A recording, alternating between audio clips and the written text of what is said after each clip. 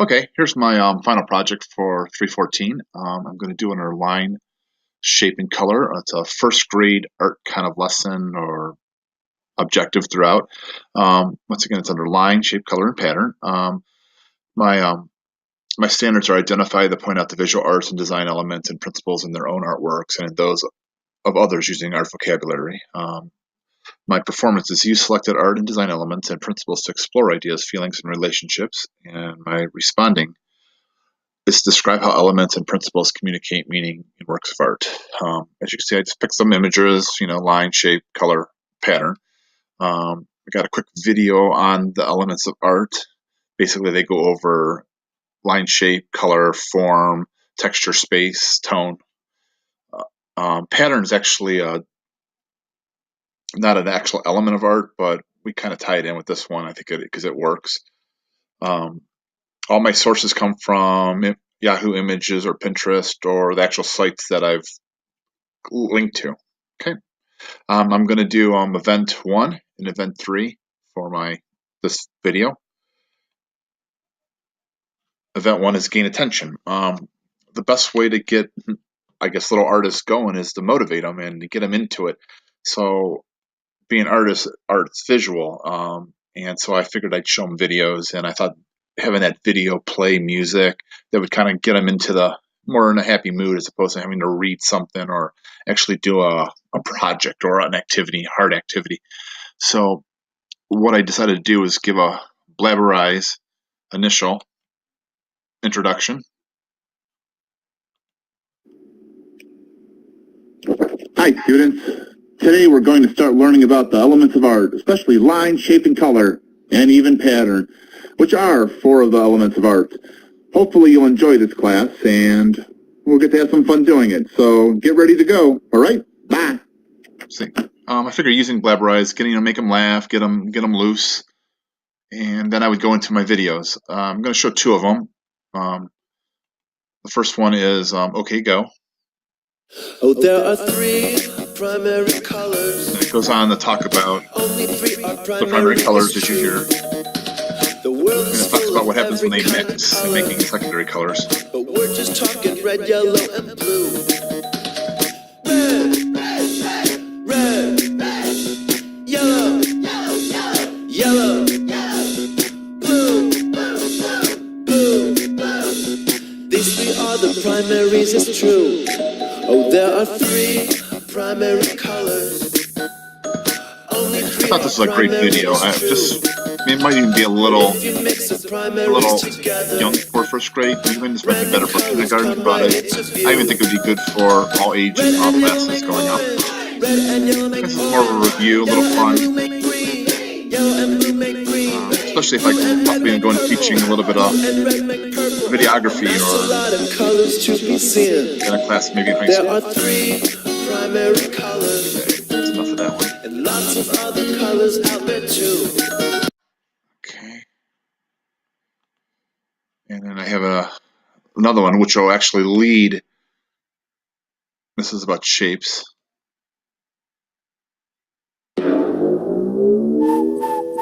And I actually used this video in a class I taught during my observation, which worked really well with the first grade class I did it with. Whoa! Gotta tell Reggie. By the end of the video, I had all the kids acting out what they were doing in the video. Hey Reggie, it was really cool. Guess what? Shapes are everywhere you look. Everywhere you look, there are shapes. Shapes are found in the idea of this video was when the video stopped, I would ask the kids questions like, who sees a shape in the room? Can anybody point out a shape? Come on, which will lead to looking at the tiles on the floor, the ceiling tiles, the desk, the shapes themselves, looking at their neighbor's eyes, the clock shape, the windows. I mean, just going on and on and on and on. But especially during this part, I had all the kids, without me prompting them, to draw shapes in the air, square, triangle, and circle. It's really, really fun.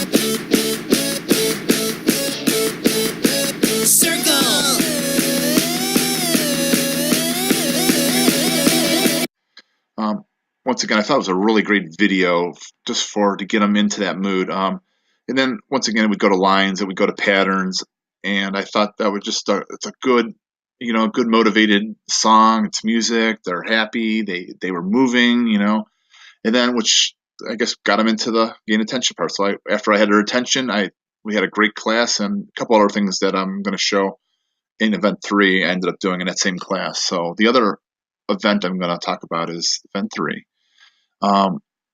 My rationale to access prior knowledge. What I chose to do was to use slideshows, 2 PowerPoints, and I used some reading strategy to incorporate into that lesson. So what I did is I said, well, obviously, this first one is what are the 3 primary colors and what are the secondary, to kind of assess what they knew. If they knew what the primaries were, if they knew what the secondary colors were, and some of them knew, some of them didn't. So then what I did is I explained what the primary colors were. And then I started using the Venn diagrams that explain, well, what happens when you got red, which is a primary color, and yellow, which is also, and what color do you make? And then we worked through on the whiteboard through all of these, which once again was a really cool idea. It just worked for this class. Then once I got to the secondaries, I said, now who knows what the secondaries were? And it was a little bit review. And by the end of this, I had the kids understanding what the secondaries were and what the tertiaries were too, without having to explain what tertiary color is. But we went through all those, and it was a cool little lesson for them. Also, which ties back into the other shape video, was there's shapes everywhere, and I used some concept circles to get them thinking about what is a shape and what is not a shape, and how shapes relate and so forth. And we did like one of these things is not like the other, and I did several of these. And some of them I try to trick them a little bit, whereas they were all shapes, like the triangle's a shape, but they had to think further and say, hey, it's a foot, it's a hand, it's a paw. Oh, those are animals and people. That's just a shape. That's just a triangle. So, and once again, I was just trying to get them to see things a little differently in each thing. Another one. This was a hard one they had. They understood that was line, but they couldn't figure out which one was missing because they were all, that's square, that's a square. They were all squares. So once again, another fun one. People, and then the fish. This was all lines, and that was a shape. So that shape was the odd one out. And then when I got to this one, this actually was my trick overall, which leads to the actual activity I did in class with the kids. I said, which one's a shape? And and they the actual shape that's not the right shape is the heart, because diamonds, carbon. Oh, let's go back. Sorry. And clubs is nature. Space is it was more organic, and this was a heart, like our heart. So it was, anyways. Um, but what I did is I led into a couple activities. There's a pattern game, and we started, and it was the student would have to figure out what the pattern is and move on. Correct. And this is something they can do on the iPads or their phones, or we can do it along as a group in class off the whiteboard. Because I don't know if what school I'm ever going to be in was going to have those kind of equipment. But I thought it was a good idea, which actually led up to another one, which led up to the activity. And this is from softschools.com.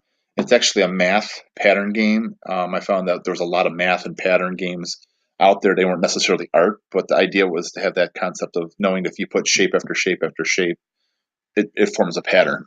Okay, well that's that. Let's get back.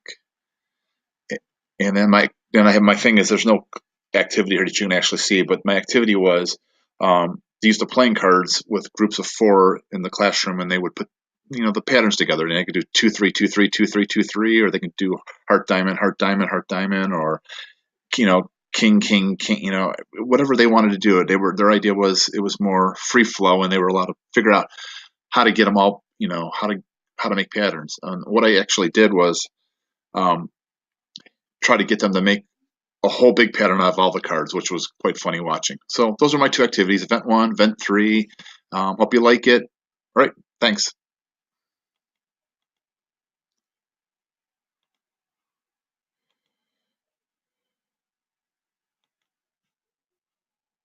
Okay, I'll stop it.